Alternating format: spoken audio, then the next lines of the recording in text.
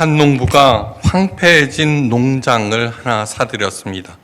사람 키만큼 자란 잡초 낡고 헐어 빠진 창고, 돌멩이로 가득한 밭들. 그러나 농부는 열심히 농장을 가꾸기 시작했습니다. 목사님이 땀 흘려 일하고 있는 농부에게 다가와서 말했습니다. 하나님과 함께 멋진 농장을 가꾸시기 바랍니다.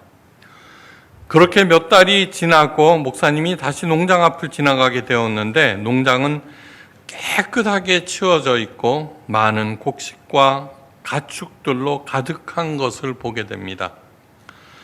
대단하군요. 역시 하나님의 능력은 놀랍습니다. 감탄하는 목사님의 말에 농부가 이렇게 말했습니다. 하지만 목사님, 한번 생각해 보십시오. 전에 하나님 혼자 농장을 가꾸실 때 어땠는지. 왜 안 웃으시지? 그저 웃자고 한 얘기가 아니라 이 이야기에는 굉장히 중요한 복음의 진리가 담겨져 있습니다. 땅을 의미하는 히브리어는 두 가지입니다. 땅, 에레츠와 아다마. 하나님께서 천지를 창조하실 때 하나님께서 만드신 땅을 에레츠라고 부릅니다. 에레츠. 그런데 인간을 만드실 때 사용한 땅, 흙은 아다마라고 부릅니다. 중요한 본질적인 차이가 있습니다. 여호와 하나님이 흙으로 사람을 지으시니라고 할 때 하나님께서 아다마로 아담을 지으시니라는 말입니다. 아다마로 만드셔서 아담이 된 것입니다. 그렇다고 해서 에레츠와 아다마는 서로 다른 땅이 아닙니다. 아담을 창조하시기 전에 천지를 성경은 다음과 같이 묘사하고 있습니다. 여호와 하나님이 에레츠에 비를 내리시지 아니하셨고 경작할 사람도 없으므로 들에는 초목이 아직 없었고 밭에는 채소가 나지 아니하였으며 안개만 에레츠에서 올라와 온 지면을 적셨더라. 예. 농부가 그 농장을 사기 전에 그 황폐한 땅, 그것이 에레츠라고 생각하시면 됩니다. 곧 이어서 하나님께서는 아다마로 아담을 지으시고 그 땅 에레츠를 아담에게 맡기셨습니다. 그러자 하나님께서 마련해 주신 에레츠는 아담이 어떻게 경영하느냐에 따라서 그 운명이 결정되는 아다마가 됩니다. 열심히 잘 가꾸면은 사랑과 생명과 기쁨이 솟아나는 아름다운 에덴 동산이 될 것이며 그렇지 않으면 누구도 살 수 없는 황폐한 곳이 될 것입니다. 바로 이것이 하나님의 창조 원리 중에 가장 핵심적인 사항입니다. 또한 이 점이 기독교와 다른 종교의 절대적인 차이점입니다. 모든 종교에서는 종교 생활을 열심히 하는 사람을 신이 어여삐 여겨서 저절로 에덴 동산으로 만들어 줄 것이다 라고 하는 것이 모든 종교에서의 가르침입니다. 오늘날 현대 기독교의 가장 큰 문제점이 바로 차이가 나는 기독교가 점점 그렇게 된다는 것입니다. 전도봉사 헌금 기도 열심히 하면은 저절로 잘 될 것이다. 그런 것이 절대로 아닙니다.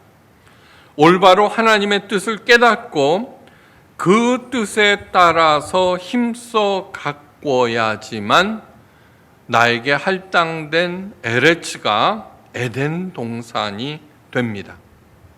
네. 오직 기독교에서만 이 점을 강조하고 있는데 점점 그렇게 변질되는 것이 바로 기독교의 타락, 기독교의 미신화입니다.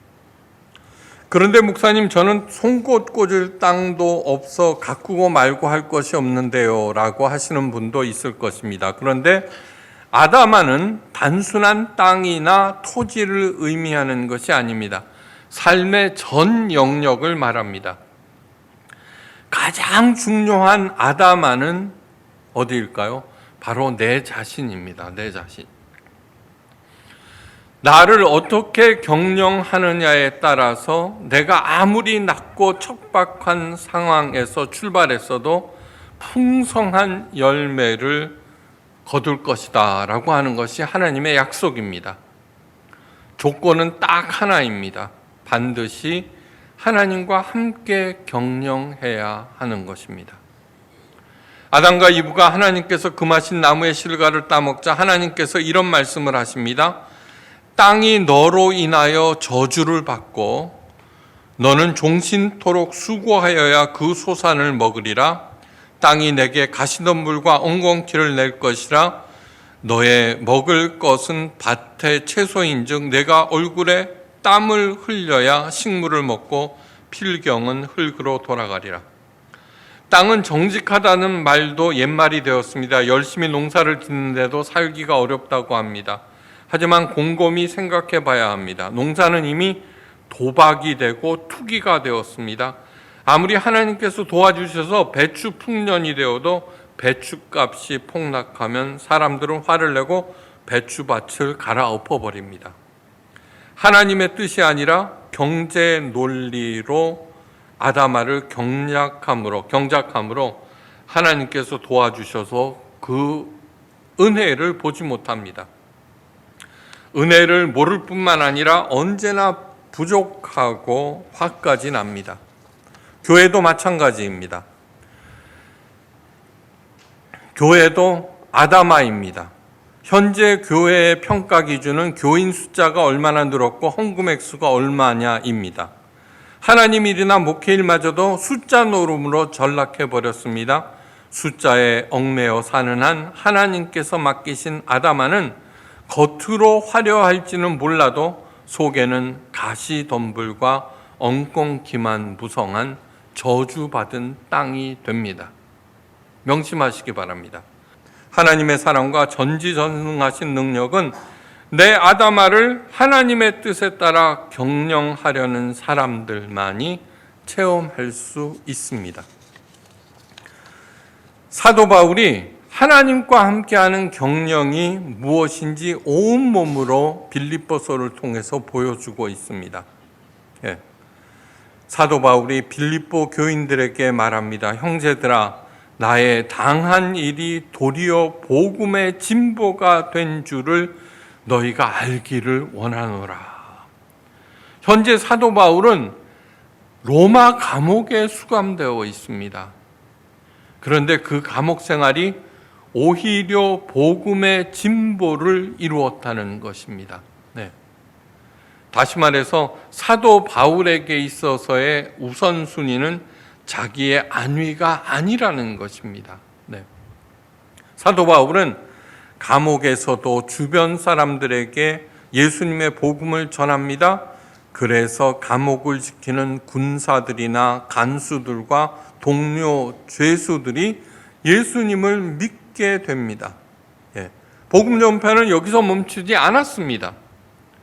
빌립보서 1장 14절 말씀, 형제 중 다수가 나의 매임을 인하여 주 안에서 신뢰함으로 겁없이 하나님의 말씀을 더욱 담대히 전하게 되었느니라. 사도 바울이 그 험한 감옥에 갇혔어도 여전히 복음을 전하여 함께 수감된 죄수들 물론 군사들과 관수들까지 하나님을 믿게 되었다는 소식을 듣고 감옥 바깥의 그리스도인 빌립보 교인들은 담대히 복음을 전하게 되었다는 것입니다. 당시에 초대교회에 대한 박해가 시작되고 더더욱 빌립보는 로마 치하입니다. 로마 영토입니다.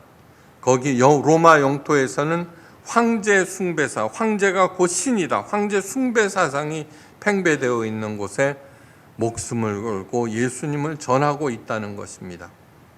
복음 전파는 여기서도 멈추지 않습니다. 어떤 이들은 투기와 분쟁으로 저들은 나의 매임에 괴로움을 더하게 할 줄로 생각하여 순전치 못하게 다툼으로 그리스도 예수를 전파하느니라. 빌립보서 1장 15절에서 17절 말씀입니다. 네. 예를 들어 봅니다. 한 지역에 서로 사이가 나쁜 선교사 두 사람이 있는데 한 선교사가 어려움 중에서도 열심히 사역한다는 소식을 듣고 다른 선교사는 셈이 나서 더욱 열심히 사역한다는 그러한 뜻입니다. 이런저런 소식을 들은 사도 바울의 심경을 다음과 같이 토로하고 있습니다. 외모로 하나, 내가 겉으로 열심히 하고 있다, 그렇게 뽐내기 위해서 하나, 참으로 진심으로 하나, 무슨 방도로 하든지 전파되는 것은 그리스도니 이로써 내가 기뻐하고 또한 기뻐하리라. 성경에서 반복적으로 말하는 것은 최상급을 말합니다. 최고라는 얘기입니다. 이 말로서 바울의 복음에 대한 열정을 더 이상 설명할 필요가 없습니다. 사도 바울에게 있어서 최고는 예수 그리스도, 자기의 삶의 목표는 그리스도 예수 안에서 발견되는 것이라고 하였습니다. 그런데 중요한 것이 있습니다. 사도 바울은 자신의 이러한 일을 통해서 빌립보 교인들에게 알리고 싶어하는 것이 있습니다.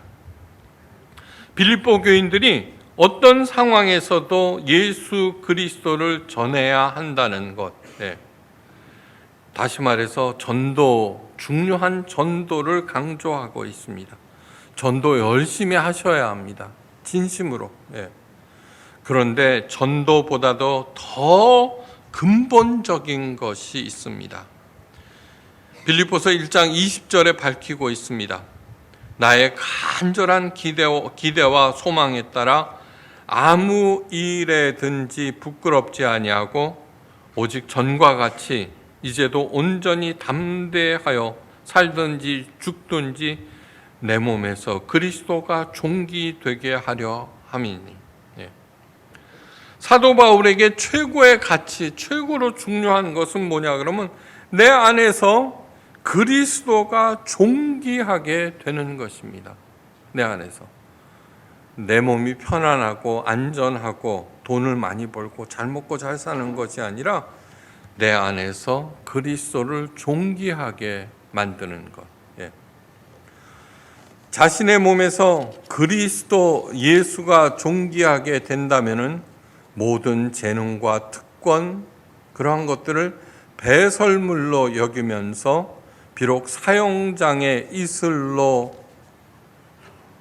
사라진다고 해도 전혀 상관이 없다는 것입니다.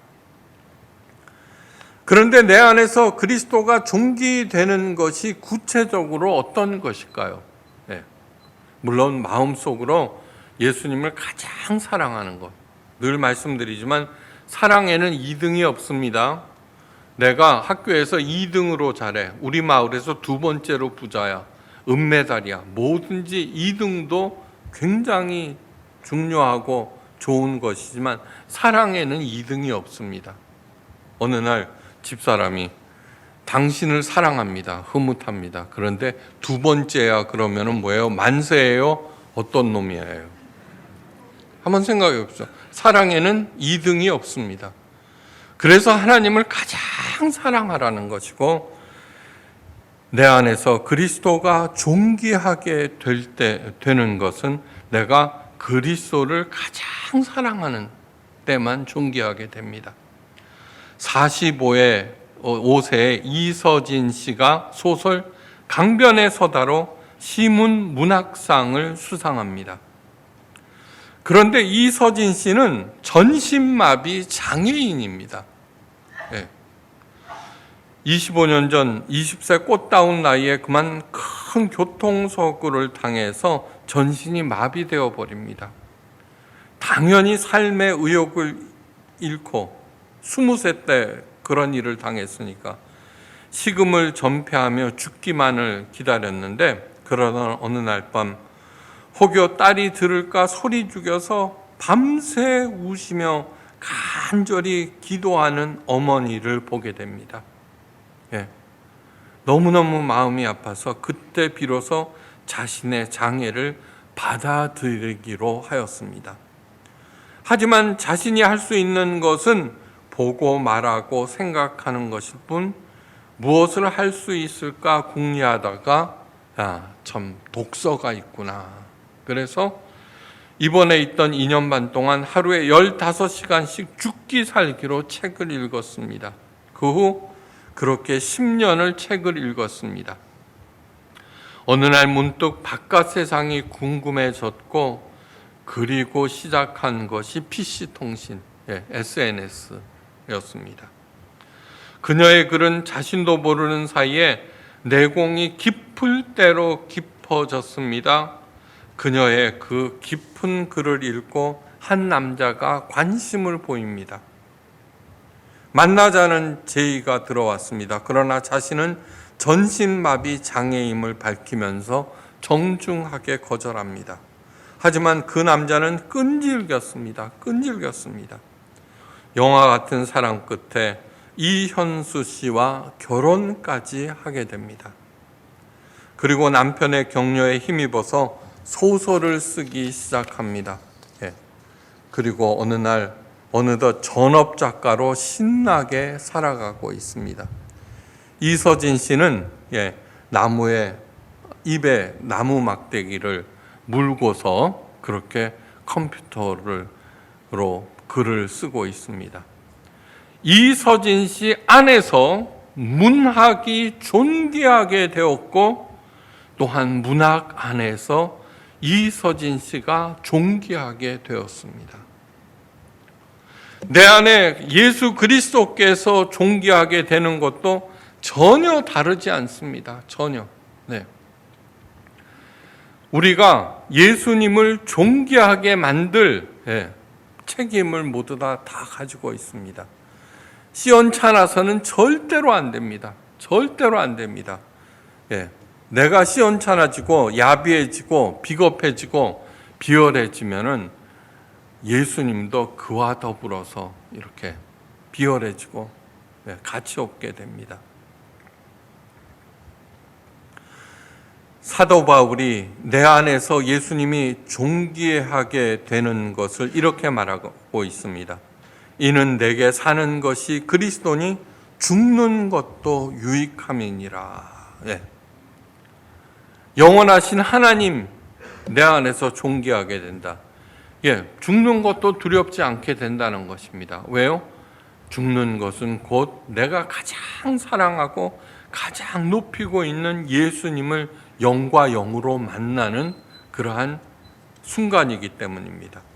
내 생각, 내 소원을 다 버리고 그 대신 예수님의 생각과 소원이 곧 내 것이 된다라는 뜻입니다.